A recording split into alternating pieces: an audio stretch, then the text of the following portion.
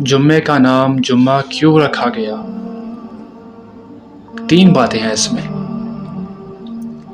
پہلی بات، جمعہ جمع سے ماخوذ ہے، جس کے معنی ہے جمع ہونا، کیونکہ مسلمان اس دن بڑی مساجد میں جمع ہوتے ہیں اور امت مسلمہ کے اجتماعات ہوتے ہیں، اس لیے اس دن کو جمعہ کہا جاتا ہے۔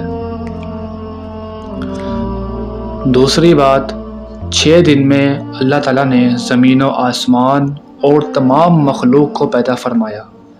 جمعے کے دن مخلوقات کی تخلیق مکمل ہوئی، یعنی ساری مخلوق اس دن جمع ہو گئی، اس لیے اس دن کو جمعہ کہا جاتا ہے۔ تیسری بات، اس دن یعنی جمعے کے دن حضرت آدم علیہ السلام پیدا کیے گئے، یعنی ان کو اس دن جمع کیا گیا، اس لیے اس دن کو جمعہ کہا جاتا ہے۔